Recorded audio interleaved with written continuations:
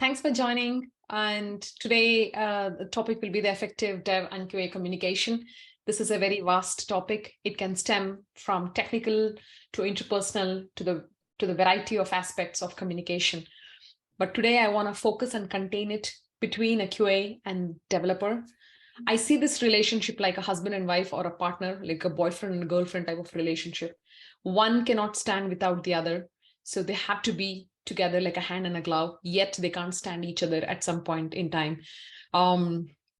Just when we realize that we know how to build a working frequency, we bump into a situation where we don't know how to take the conversation forward. Sometimes it can get stinkier, sometimes it just passes through even before we know. We get to see all sorts of communication and conversations between testers and developers. So as much I would like to contain it only between these two roles, but it's not just that. As a test engineer or a quality analyst, the communication can go at various levels of hierarchy, passing the data, receiving the data in all forms and sorts, but I may not touch upon all those things considering the limit of time that we have. So let's get started. What you can expect?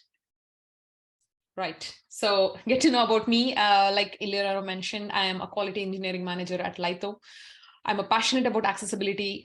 So I've been practicing guiding teams in embracing accessibility, inclusive design, how they can embed as a part of their usual development routine and not see it as a baggage or a technical debt is a kind of my expertise. I've also heavily engaged in various speaking arrangements, conferences, webinars, like such. I love gardening, but living in Amsterdam doesn't give me much of an option except for 4 months of summer. But whenever I get time, I love to do gardening. I go running around the canals of Amsterdam. That's quite a healthy choice.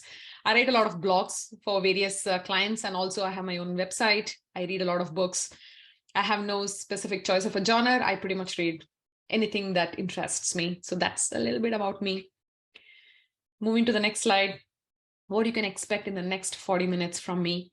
We will start by briefly touching upon the organization structure and the communication pattern that goes through in this organization structure. And quickly we move on to the fundamental elements of communication that you need to have, be it personal or a professional communication. Moving on to the QA and the Scrum challenges that a QA faces in and out, day in, day out, every day. I have, I'll keep it for the later part. And we'll move to the individual communication that a QA does on a day-to-day basis while working on a specific feature, story, upgrades, enhancements, hotfixes. It can be any of these things. We'll see how a one-on-one communication between a developer can be more impactful.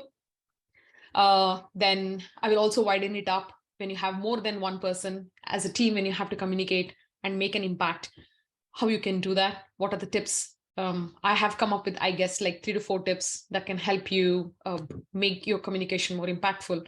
Lastly, I would like to leave you with some book recommendations. It may not give you exact points of how you have to behave, communicate, or choose a word, but it will open up your mind to various opportunities and how you can process this information that you receive and see the things that happens in front of you in a very different light. Finally, we'll close this call with some Q&A. So yeah, let's get started. So the type of organization we see across this technological industry is fairly divided into one among these verticals: hierarchical, matrix, flat, non-profit, and virtual organizations. Hierarchical organizations, usually you see this in the mid-sized companies, employs somewhere between 150 to 300 people in the company. You have a set defined roles, the accountability is chalked out. There is a line of conversation that you cannot jump through. You have to go through the line respecting the role. So these hierarchical organizations comes with a senior, junior kind of setup. Then you have a matrix organization where you most likely to see this setup in the managed service companies like Accenture, Capgemini, TCS, Infosys. These are managed service company where the workforce is huge. They run in millions. And they usually perform or set up their teams in form of guilds. Like you have a center of excellence for quality, center of excellence for BA. And then you have guilds being set up in each vertical. Whenever there's a project or a client request coming in, they pick and choose the required talent and put them together to work on a specific project. And then they disengage this team and being put onto the different teams again. So here, the forming and deforming of the teams happen pretty quick. It can range anywhere from 3 months to 3 years or up to 6 years. So there is no guarantee how long a team can sustain. The next is a virtual organization post-COVID. This type of organization have increased. Most of us work from different parts of the world at different timelines. And mostly we have gone virtual, saving the operation costs for many companies. There is no specific there's no specific organization or business where I can say only they are virtual. Most organizations are embracing virtual or hybrid way of working nowadays. And lastly is the non-profit organizations. Usually this is driven by the respect and empathy than the money, because people here work for a particular mission and for a purpose.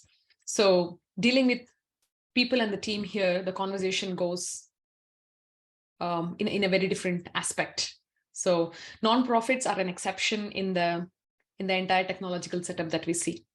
Now, why I brought this point up, because if you see the communication pattern happening a certain way in this organization, it's mostly because it's driven by the company culture, the way it is set up, the teams are there. If you see most likely the hostile situation, it's because the team may be working with a hybrid or external services. The more information they let go from them, they lose the power, or they may not see the existence in a long run once the knowledge is shared. So they become very hostile. They tend to withhold the information. And you see this pattern happening at various levels within the team. You get to see this usually in a matrix or the hierarchical organizations where there's a huge workforce.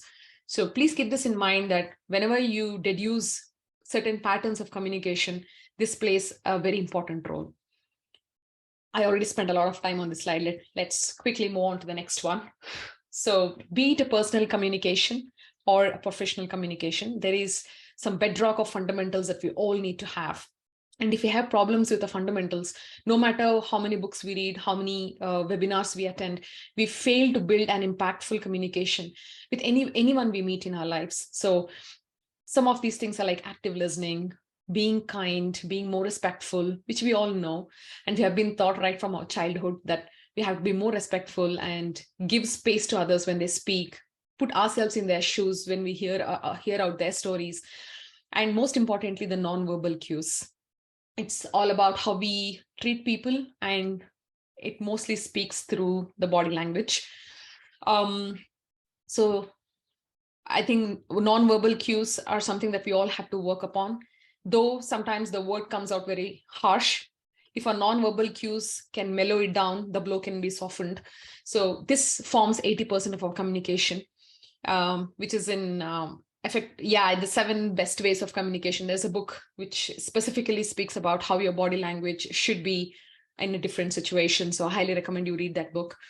So these are the fundamentals, and I will be building my story, everything on top of this. So there is no negotiation that can I just avoid being kind, and then can I be rude and yet follow other tips that you shared? No, this has to be the fundamental aspect that you build. And then anything on top of this is like an icing on the cake, which can be more impactful. Now, moving to the next slide, the QA challenges in a sprint. When you're working as a test engineer or a QA within a sprint, we get to see a lot of challenges, and the challenge is a day in, day out, not just with the developers, but with the whole working system as such. What are those challenges do you get to see? I have tried to put the most important aspects of the Scrum rituals. Most organizations have already embraced agile mindset and have decided to go ahead with Scrum methodology. There are very, very few organizations, maybe depending on the Kanban or still on the waterfall model. But most likely you see the agile transformation happening in any organization, in any domain. So keeping that as an example for my story, the main Scrum rituals that you see is like the planning, refinement, and action time is nothing but the code implementation and the testing period, and then the retro. But then you have regression and hot fixes and upgrades, which some are ad hoc tests that we do and all those. But if you see in each on every step, we as a test engineer have a lot of challenges, right? In the planning, we are not considered. They don't define DOD and DOR. Test effort, it's not even considered when they do the story sizing. Acceptance criteria are not clear. When we get into the refinement, we are not taken seriously. The questions are dodged. There are no clear explanations why certain things are done in a particular fashion or in a particular way. When you see that, when the story is getting implemented, we see information's being withheld, or it's not testable, the environment is not right, tickets just being moved from one lane to another without even informing anybody, bugs just being closed without any proper explanations. You get to see a lot such behaviors and happening within a pattern. And in the retro, QA problems are not the actual problems. It can always be stalled. Maybe we'll see next sprint or sprint after that. When we even express that some test data is not available or DB SQL statements are not there, well, we will see. It's not so much that we have to worry about. No world is falling apart, so it can be seen. It's never seen as an importance at all. Negating and rejecting all the shortcomings or the improvements that we suggest for the team. The biased conversation which takes over in terms of gender, in terms of culture, in terms of race is always there. It's like knowingly or unknowingly, the biased conversations can become evident in some teams. Some choose to speak up, but some just go through that pain on a day-to-day basis. So these are, I wouldn't say it has a comprehensive view of all the problems, but these are some common problems which many people can relate as a test engineer or a QA in a team. So I've tried to add this in one slide.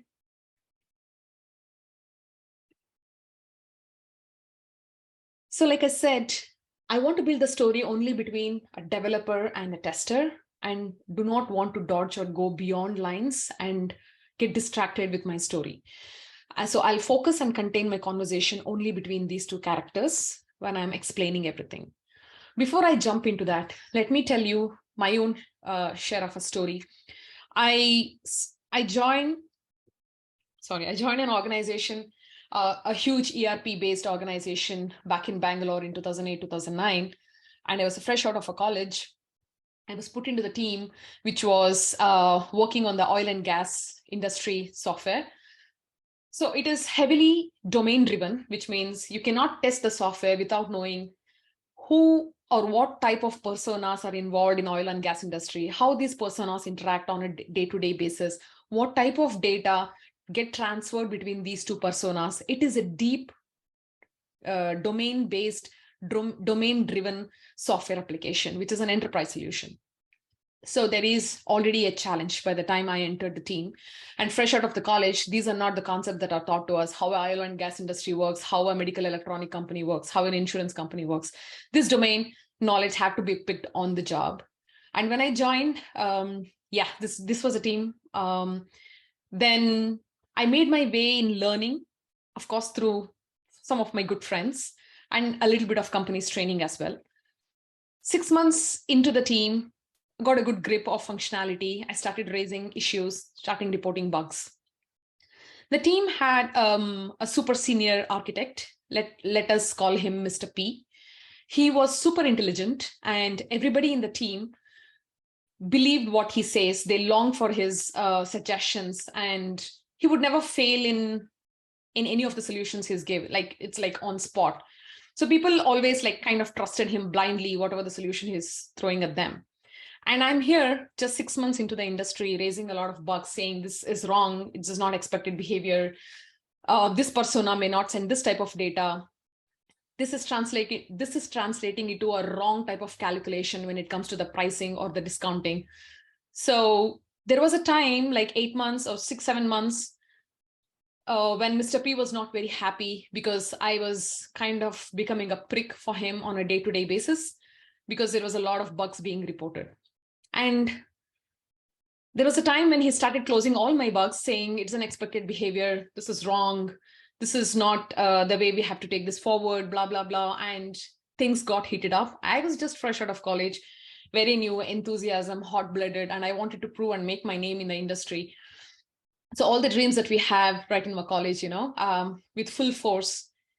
It wasn't a very pleasant experience for me. I was putting myself in a very wrong spot, losing my sleep overnight, and constantly thinking how I can counter back to him, how I can put him down, how I can make people realize that I am right. And this super senior architect who's there, who has like big aura of a super persona, is not listening to me. How can I do that? So we had a very unpleasant conversations and heated arguments and everything possible. So finally, I reached out to my manager saying, this is not working out. I came into this industry with a lot of dreams and I want to do something great, but this person is not even ready to listen to me. And he already has an aura being set. So there is nobody as an ally who can stand by me to support my conversations. So my manager made me sit. He gave me water, and then he gave me 2 simple yet very effective advices, which I follow even today. And I'm very thankful he did it for me. The first thing he said is, if you want to win or make an impact through your conversation, you have to improve your argument backing up with data.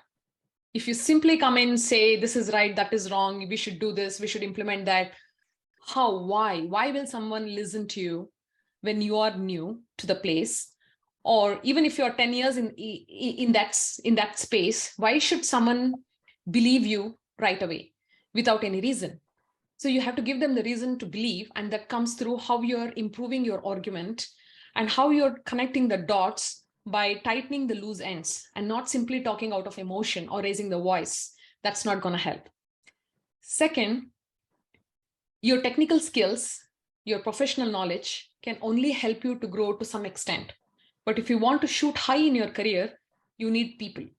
So if you lose people, no matter what role they are in, you slowly start seeing yourself declining or getting stagnated in the role that you are. So in an organization, after a certain level you want to grow, then you need people around you, for which you need to build a conversation which can leave an impact, or which can at least make people feel better when you do the conversation. And that does not mean you give up all it does not mean you give up your ideas or your change that you want to bring, but you have to improve the argument by supporting it with necessary details. That is when you can grow. So I'm basing this entire story of what I have learned over the last 12, 13 years of the practical things that I applied, and has been helping me all through. This can be one perspective. I am not here to vouch this is the only way, but this can be one of the way. And I want you to take this as a learning bag and try and implement it within your team and see if that's going to work for you. So it's a long story that I explained. Let me move on to the next slide. Okay. So when you're a test engineer or a QA, what type of dev setup that you see? The teams can be either internal, which is organically woven. They are hired internally by the company. In this case, you have a shared goal. You have a common cultural setup, established mindset, a senior leadership driving a common goals and a vision statement. There's an equally shared of success and failure that is taken up by the team. This is one type of a setup where you are a test engineer and the entire other developers are also part of this ecosystem internally. And then it's an external setup where either test engineer is external or the developer is external, or it can be a hybrid, like half the team is external and half the team is internal.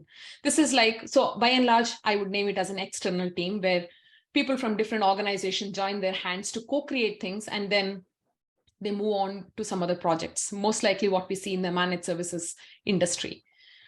So in this setup, we usually see there are different goals. People come from diverse environment, because a person from a managed service company have a different goal and a different vision setup than a test engineer who is a part of the organization who's working to develop the solution. You mostly see the gatekeepers and a handoff happening, and most likely a hostile situation being built up over a period of time. People stop trusting each other in this situation. And it's not a very pleasant scenario. And both these parties may have a varying needs when it comes to this external setup, which can get slightly tricky. Be it an internal team or is it an external team, the further slides I want to say, by and large, have categorized into 3 forms of communication for a QA with the developer on an individual one-on-one basis. And how is it done? Based on the professional experience. If you see the greater symbol, which is a comparison symbol, it is not somebody is bigger than you or smaller than you. It's mostly given on the note of professional experience.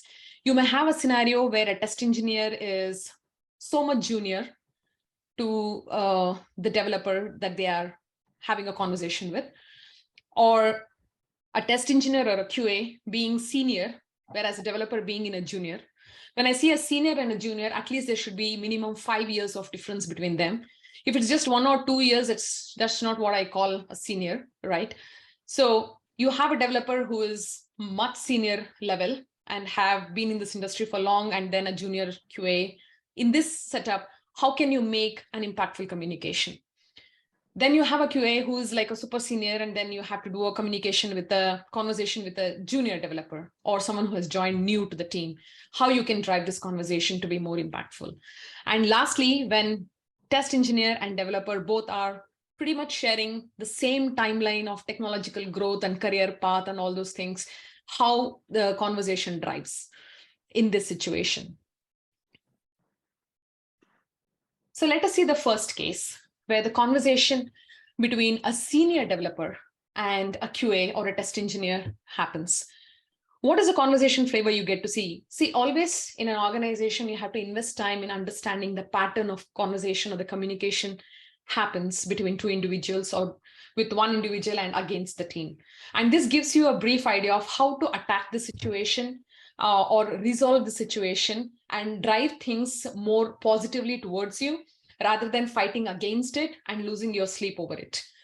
So the conversation flavor that you usually see in a super senior developer and when a junior QA is, you see developer kind of being a process averse. They're not so much into listening to you when you come across, okay, we may have to follow this process, this is a best practice or this is a good practice. They just don't want to hear. They, yeah, well, I have been there, I have seen that, it didn't work. They try to give you examples of some things that they have worked in the past, some 7-8 years ago, and they try to prove the point that it's not going to work.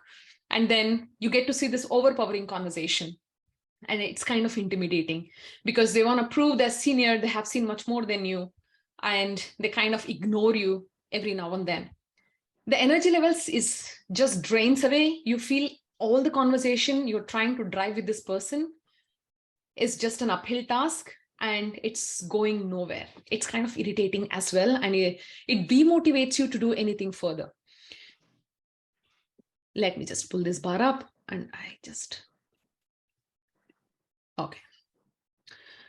So in this case, how can I drive the communication? What points do I have to keep in mind when I have the conversation with someone who is like senior developer in front of me and I want to bring my point across and prove? The first one, when you're dealing with such people, have a very concise problem statement. I have seen people bringing in like 10, 15 bunch of bucket full of problems and then shoving it in front of the senior developer. Okay, I have no fix this, I want that, I want this, I want this. That's not going to work. Because most likely these senior resources are stretched upon either across multiple projects, multiple teams, or multiple other aspects. Their time is very lean. And you have to make use of the best of the time that you have got. Even if it's like a 30-minute slot or a 20-minute slot, you have to catch their attention and leave your conversation in their mind. Usually they are a shared resource. They tend to be super busy. I do not want to put them into the podium of highlight to say they are the super important resources. We all are important resources, but we just have to understand the lifestyle of pressure that goes into that role. So make your problem statement very concise. And if you can group the conversations based on the need, whether it is about operations, is about testability of a product, it's about requirements, or it's some technical questions, try to bunch it up and concise it into a single problem statement when you start the conversation. Second, always back it up with data, especially when you want to challenge them. Like in my case, where I had to challenge that the bugs that I reported is pretty much valid for when you consider an oil and gas industry, especially when you have a finance module attached to it. The pricings weren't working, the discount isn't working. So always back up the problem statement or the challenge you're trying to do with relevant details. These details, you can pick it up from your surroundings. If you want to argue about the health of the pipeline, please look at the logs, gather the logs. If you want to argue about the API endpoints not being healthy, please reach out to your SRE or DevOps people. They pretty much have scripts written to check the health of these APIs on a day-to-day basis so that there is no failure. Try and check those reports, keep that handy. If you have, if you need to make a point that certain parts of applications are not strong enough and you need proper quality measures to be put there, and you have identified certain test techniques that you want to bring in, then gather the details of internal bugs or the external bugs. Make a good statement and say, hey, look, in the last 6 months, I went through this. We have got at least 84 bugs related to this, and quite a critical place. It's been used by all our customers. Before it gets exploded, I want you to take a look at it. This brings a very, it draws an attention because you're proving whatever you want to tell with relevant details in front of that person. He or she just cannot negate you. And document every outcome, especially with seniors. In either ways, you document all the outcomes when you're working in a professional setup, because we all are humans, we tend to forget things. Be it about a requirement, be it about a bug or about any process change, try and document. Fall back on Confluence or prepare your own documentation, which is shared in a common drive, or the Jira tickets. If you have a comment section, leave a comment section, what was agreed upon, what was disagreed upon. So when you face a similar conversation, similar flavor of conversation in the future with one other developer, you can always link back and say, this was already agreed, or this is what we had a conversation about, and you don't have to repeat all over re-engineering stuff from the scratch. Follow-up is the key, especially with the senior resources. Please do not get bogged down or question yourself that I asked that person 10 times, but still he or she didn't do it. Now, I think I'm not being respected enough. I wouldn't say most of the case this is true. And also, I don't want to promote that this is a good behavior that someone just forgets. But most likely this happens because when someone is a super senior in the organization, the amount of responsibilities or they're stretched lean on different works, and genuinely they may forget. It's been like 14, 15 years in this industry. The only thing constantly I have been doing for the last these many years is follow up. Initially, I used to follow up my own colleagues. Then I started following up with my managers. I went ahead following up with product owners and product managers. Now I follow up with my CEOs and CTOs. So no matter which role I am, following up is the only key, and don't get bogged down by it. So if you don't get your solution, if you're not getting your answer back, just follow up, give a gentle nudge. Hey, we had this conversation. What do you think about this? And don't take it personally. It's nothing related to you being respected or not, but sometimes that's how it just works. So the next point is impact-driven conversation, which relates to the backing up with the relevant details so that you can drive the impact. Most likely what happens with the senior resources is they understand the domain well, they know the processes well. So when you report a bug or you want to bring in a change about a process, they don't want to buy a point unless you show them what aspect of your lifestyle is going to change. Either it should improve a performance, or it should help in building a security, or it should save somebody's time. There should be some aspect or a factor which gets impacted positively during this change. So make an impact-driven conversation. Even if it is about revenue or a profit, if you can do a conversation to that level, that's even better. But always keep in mind, when you want to drive a change or argue about something against what that person is implementing, come up with the points which can generate the impact positively, not negatively. So it builds the conversation more. in a more positive manner, create a win-win, especially with the senior resources. Like I said, losing a relationship is easy, but in a professional relationships, losing them is not so good. You need people to grow, and leaving a bitter taste behind is not a very good pattern. Even if you're leaving a company, they all say, don't burn the bridges. You got to keep the relationship. One good thing I learned from my mother-in-law after my marriage was you never know whom you need when, right? Every people is important in your life. Even a stranger is important in your life. Respect them when you speak. And if you're hot-headed, just don't talk anything at that moment. So retain that relationship. At some point in life, we need everybody's help. We have to share shoulders. And she has gone through a lot in her very young age, and this comes from her experience. So this is something that I also learned from her, that to create a win-win situation, that the other person shouldn't feel degraded or feeling disrespectful. I want make them feel win, and you also get your job done by building this relationship. It also gives you a good ecosystem around it, helps you build a good team around you without having to lose anybody in a professional setup. So this is when you're dealing with a senior or super senior developers and you're fairly new or a junior QA. Let's move on to the next case. When a test engineer is a senior and they are dealing with a junior developer, what's the kind of conversation flavor that I have observed?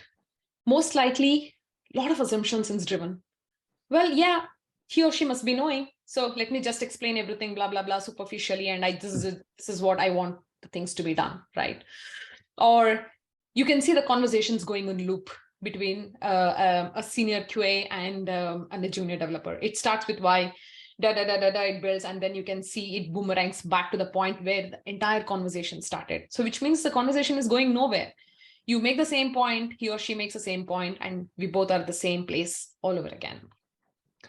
Multiple validations. When we have a senior QA having a conversation with a junior developer, they don't stop there. They go back to some other architect or someone else who have worked in this project in the past to validate the conversation that we had. And we don't contain it between the two people who are having the conversation. This loses that respect. This loses everything in that workspace.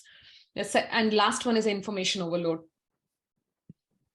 The best part about being a QA or the tester is we have a touch points everywhere. We have to talk to PO, we may have to do customer engagements, we have to talk to our super senior managers, we need to have a conversations with developers and UX, we need to have a conversation with knowledge management experts and the content creators. I mean, everybody, because the quality entitles everything. It's not just limited to a little code that we are writing to develop a finished product. It involves everything. So that means we sit on a truckload of data, and when we try to share this information, we don't know where to stop. We kind of try to give so much information to a person that the problem statement itself is lost. So these are some of the symptoms that I have observed. You may contest that this may not be the case, which I wouldn't deny, but in my observation, the last 14 years, this is what these are the few points that I have picked up. Now, how can we contain this to the problem and make an impactful situation or impactful conversation? First is to educate. When we deal with someone who's junior, we may have to educate them with regards to process, with regards to domain, with regards to user experiences. It can be anything. So driving it through empathy, firstly by educating them, letting them know what is expected out of the situation. Most likely pairing. Encourage them to pair with you. It is very hard to ask a super senior to join you and do a pairing.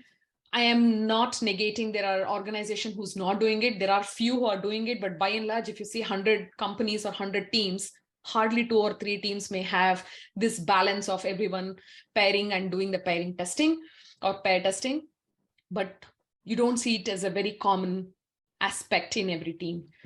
But when you have a senior test engineer or a QA, encourage your junior developers to join you in your pair testing. This helps to build the path where they can understand your challenges, the day-to-day work, what goes into it, and how hard it is to actually analyze and put your cognitive skills on a date, how exhausting it is. A physical labor can be done and take a good sleep and you're good the next day. But when you have to run your brain on like continuous speed to generate a lot of user scenarios to test something, and especially the situation, especially the application that you keep looking day in, day out, it's a challenge in itself. And you cannot be a creative person 24/7. It just not happens. But test engineers have this challenge to do on a day-to-day basis. Every day they have to do it time and again. So when you're a senior test engineer, help the junior to understand the challenges that you have in your role. Even to get the simple test data, how hard you may have to struggle sometimes. They have to understand this. So this gives a good window for them to learn. And when they grow in their role, they are seasoned. They already know, okay, if I hand over this ticket to another test engineer, these are the things that goes into it. Let me tell you, I worked with a person called Madhu GC. I'm not sure if he will even see this. He was in SAP. I so remember and miss him even to this day. Why? Because his code was so challenging to find any bugs. He was so on point on his code. And when he hands off for testing, or when we used to test, even if I find one bug after 3-4 sprints, it was a time for celebration. Like, I found a code in Madhu's bug. And I asked him, like, how is it possible that he's able to manage his quality of code and he's so thorough in his own work? It's very rare, right? We don't get to see such people. So he said, when he joined the organization, like he was like already 7 years experience and I was new to the company and new to the team. When he joined the organization 7 years ago, a senior QA engineer who was a part of the team, she involved him in testing process every now and then. And because of that, he know what goes into this process, what are the challenges of that role. And when he provides the tickets for the testing, what are the expectations that the test engineers will have to efficiently perform testing on that ticket? Because of that, he's able to do the job better today. So that's like the practice that senior QA engineer instilled in him. So he's thankful for her because he learned something. So that really stuck my mind. And this is something I also try to practice as much possible. Now, because I can call myself senior, being here for 14 years, I fairly call myself senior. I mean, when I see someone who's just passed out of a college, 2-3 years experience in developers, I take the opportunity to do this pair testing with them and let them know what goes into my day-to-day life. That took a lot of time from me. Being assertive is very important. In any conversation that you do, we should be sure and show that confidence in what we talk, so that people don't feel, okay, she herself is not so clear about, or she's not confident enough. Maybe, yeah, let's give us the time. So don't give that chance. Do a confident communication. What we need is, first thing, be very clear. It gives them a focus on what you need instead of a lot of information overload where the problem statement is diluted and you just don't know what I need and it's just forgotten. The last one being where the QA and dev engineers both pretty much share the same technological timeline of the professional growth, which is very tricky because both are pretty much sharing the same level of experience. They have seen the same process growth, technology growth, and the practices in the industry pretty much during the same timeline. And most likely when the conversation happens, you see the egos are at play. People want to prove who is above the other. They want to establish their prominence and say what I say is right and what you say is wrong. And most likely this sparks coming out, which is not a very ideal situation, right?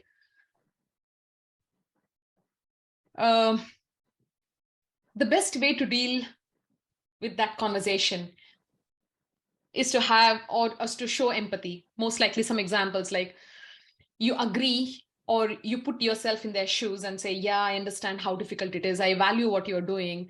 And I also want you to understand this bug is so important, and I also want you to understand this regression activity and the output that comes out of it. So always build your communication with an and instead of negating no or but. It's highly irritating.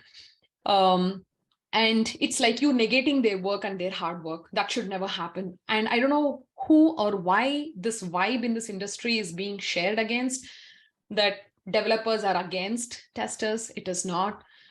Sometimes communications are challenging, that I understand. That doesn't mean they're against. It is also, the onus is on us how we choose to respond and build the conversation. So please always choose to ask open-ended questions and not negate them immediately. Ask them, be curious, why you think that this is expected, why you think this can help customers, why you think this is a better solution than mine. In this process, we may get to learn more than what we have not. And it's all about perspectives. There is nothing called, and this is the learning I got from my husband. Whenever we got into fights, right?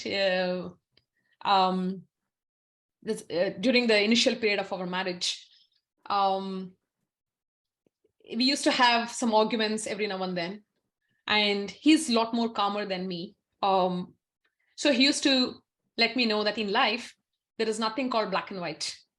You cannot say 1 is equal to 1 and then move on, because it's a complex structure of human emotions at play. Everything is situational.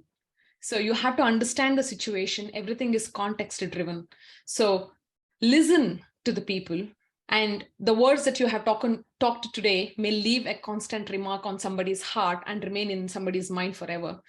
Rather, just wait. Nothing is black and white.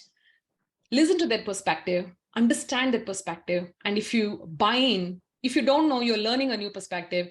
And if you know already, maybe you can add and build the conversation in what you think could be done. And in some situation, if you can meet somewhere in between, that is the best thing that anybody can do, because you're in a win and they are in a win, and both can go both the ways happy, right? So always ask open-ended question, try to understand their perspective and build the conversation about that. Please don't be defensive. Have a constructive conversation with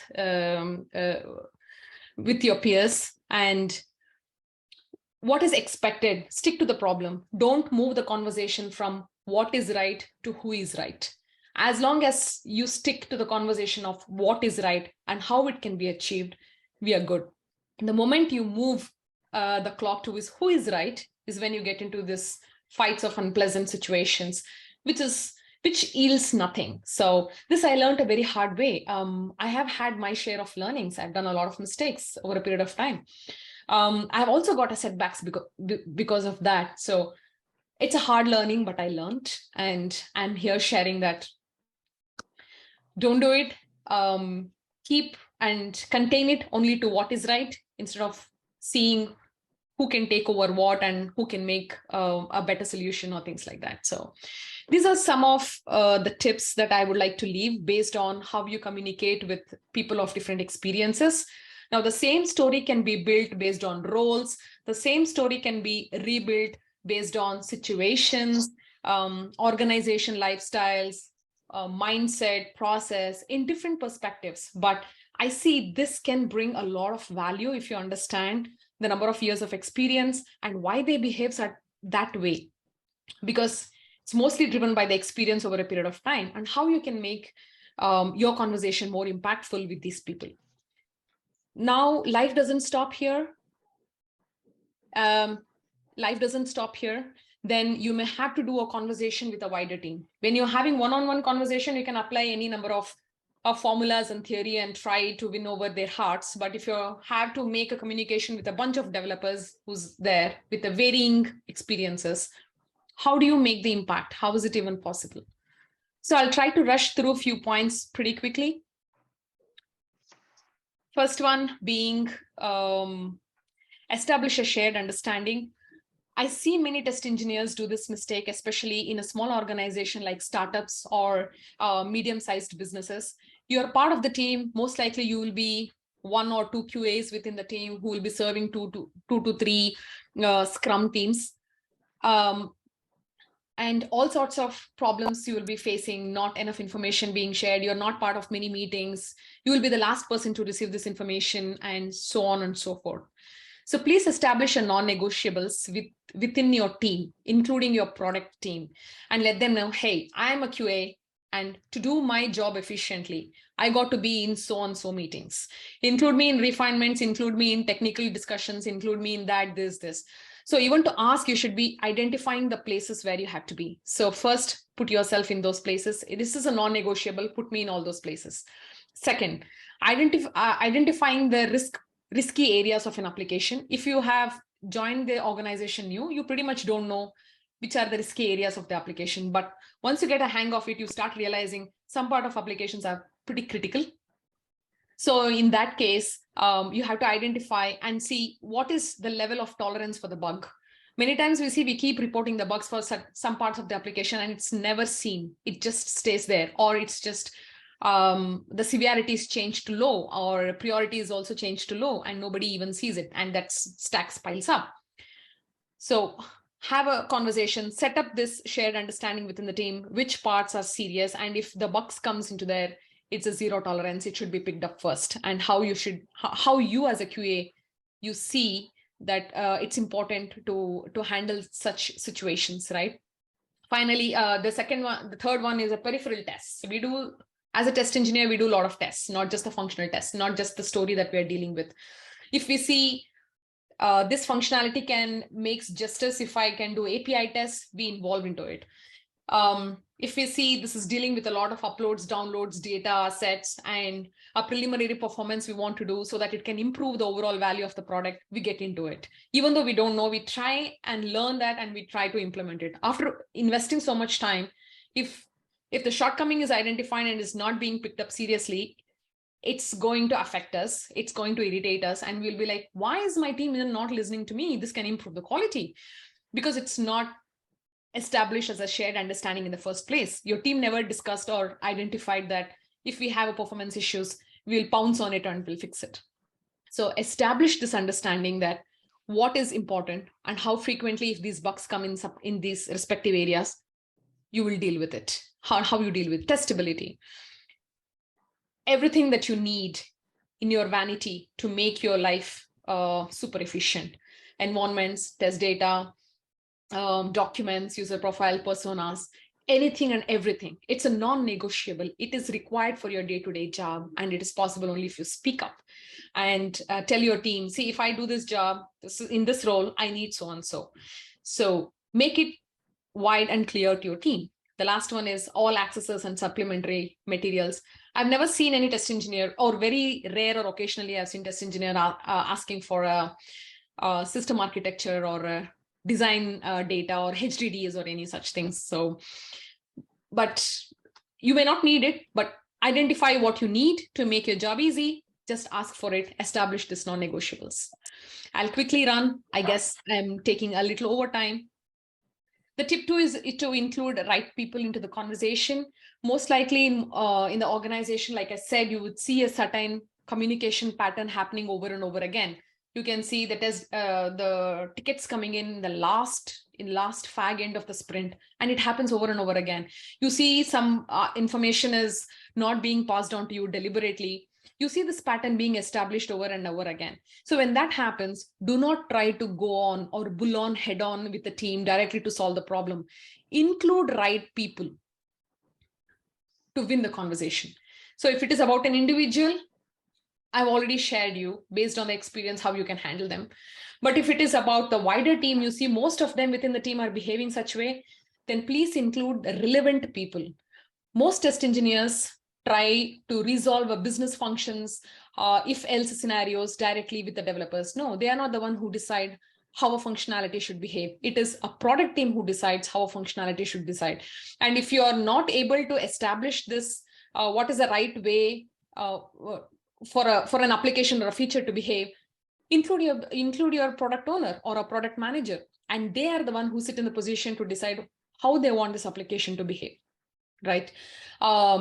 Then if you have a problem with the process, someone is not taking seriously, information is not being shared. So this is like hindering your work. It's a process. Include your Scrum Master or your Agile coach to resolve this and build the case like that. If there is a user experience or usability issues, include your UX person in the team and build the case why this has to be resolved. Every time you put yourself to solve the problem, you're just bringing in more problems onto you, which is not required. So that's the beauty of Agile. You have people in the team and leverage their expertise to win over and bring in the change. Step 3 is capture every conversation. I think you don't need any further explanation about it. It's a large setup. You have people from varied needs and coming from different walks of life. It's always important that you document every conversation that you do, not every dialogue by dialogue.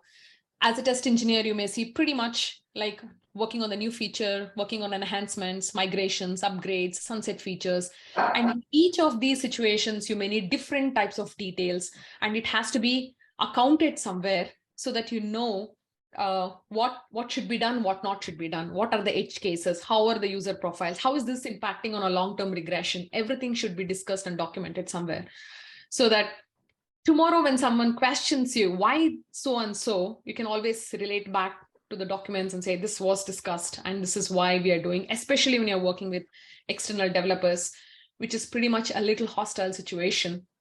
Try and document everything and anything as much possible. The last one is preferred communication channel. It's mostly related to or mostly directed towards people who are introverts. When we are in a very safe space, we are happy to converse more, or we can give as much information possible. But if we are not in a very safe space, we kind of feel attacked. So it is important that you let your team know what is your preferred mode of communication so that you're always in a safe space, calm, and you can give as much information possible to the team without being, feeling attacked or feeling bad about certain situations. Some people always prefer mail, some like chats.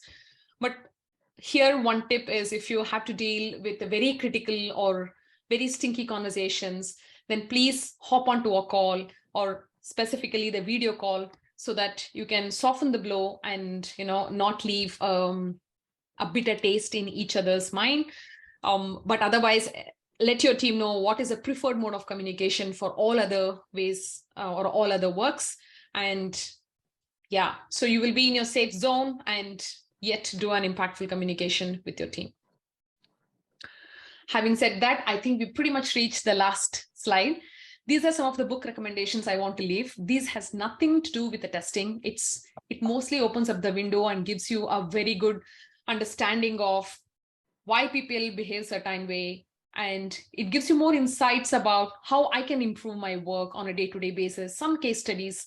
And Storyworthy is a very good book. If you believe in storytelling and improving your communication, Storyworthy is a good book. Invest in this book. 5 Dysfunctions of the Team is for people who want to aim into the management. Please have a read that book. Team Topologies is also for the people who want to enter into the mid-management. This can give you a very good idea about the types of teams, its structure, the communication, the challenges. Everything is written really well.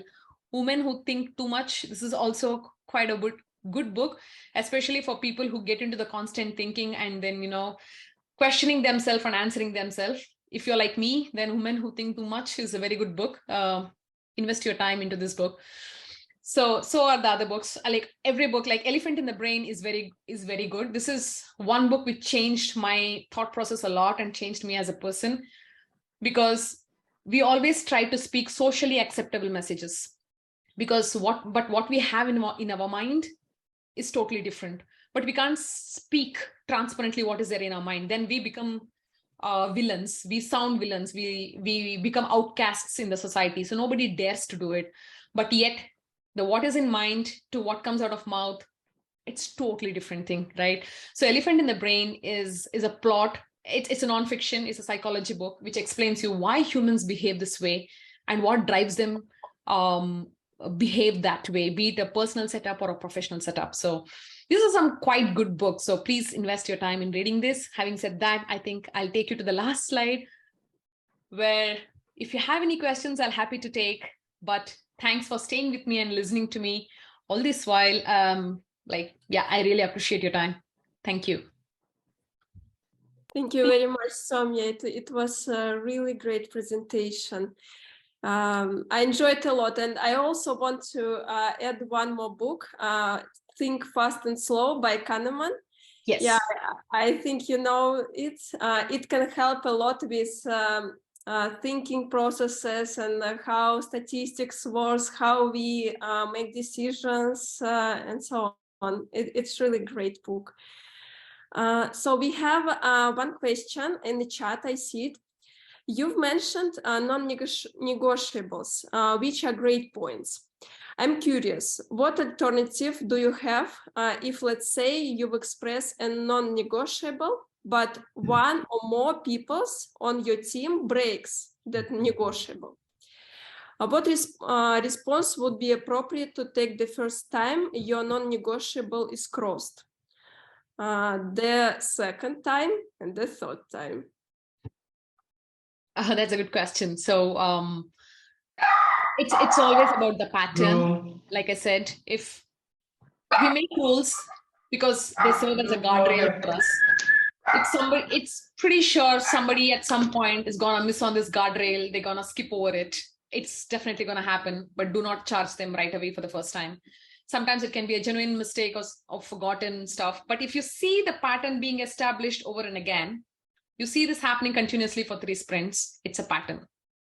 That's the time you have to address this. But if you see once it happened and then it got back to on track, it's just fine. We're all humans at the end of the day. So that's the beauty of being human. I hope I answered your question. I hope, Sherry, we answered your question. So I hope so. And I have another one. So for example, you mentioned a lot about pair testing, and I believe that pair testing is very, very powerful thing. So what would you recommend to people if they want to start with pair testing? For example, they've been in pair testing with quality assurance engineers, but they want to have the sessions with developers as well. What would you recommend to start with? Firstly, let me tell you that I'm not an expert of pair testing. I still look forward for Meredith because she has a great advice for ensemble testing and pair testing. And I think Lisa also shares some of the great tips.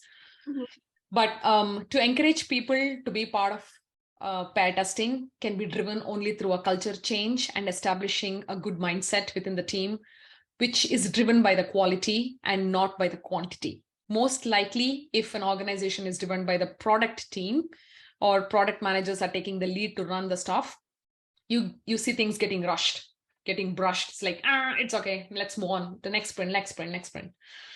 But if it is driven by the quality conscious product managers who see driving a value of a finished product is possible only by establishing a good quality, leaving a good taste to my customer, there is always a non-negotiable which is respected. And this mostly happens within the team setup, especially the pair testing. It's an understanding within the team, so which you may have to influence, take that first step and try. And most likely, I encourage you to start with the junior developers. Like I say, it's easier to make an impact and impress them than someone starting with like the super senior, like an architect or a domain architect. They are running thin. And pair testing can also be done with the fellow developers, like 2 developers sitting together and then doing the testing, not just tester and the developer. But it's an ideal scenario if it's a tester and a developer, one being the navigator, one being the implementer. It's always nice. But because I'm not a super expert, I always suggest please look at Meredith or Lisa's talks and examples of how this can be implemented. Okay, yeah, thank you very much. We have another question from Sherry. If you start noticing a pattern, how might you bring up or initiate the conversation that someone has broken your non-negotiable for the third sprints, for three sprints? That's a very good question. And I have my personal learning in this, because when something goes offbeat and you identify who is doing it, always confront them individually and let them know, hey, we established this non-negotiable. I see it's been 3 sprints or 4 sprints already, and this is not being met.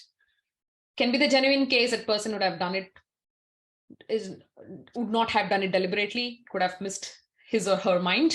But if they're doing it purposefully, and if the conversation is going sour, didn't help you after confronting face to face, involve the right person who can help you drive this, which most likely be your agile coach or your scrum master, because their job is to ensure the easy functioning of the team and eliminate any problems. Most likely it should be agile coach, but if you don't have, then scrum master should be a good fill-in. If that is also not working, then it's uphill task that you have to gather back all your entire team and say, we had this non-negotiable, we don't see this happening, failing at some point, then I think we are failing entirely as a team together. We need to have a conversation. So this is how you have to draw the conversation in various levels and not just bombard or go directly to the manager. It just escalates the situation in a very wrong way. Okay, and another question from Sherry as well. Do you have any responsibility for not saying anything till the third sprint? Sherry, I guess I need a little more clarity on this question. You can unmute yourself as well and ask a question directly.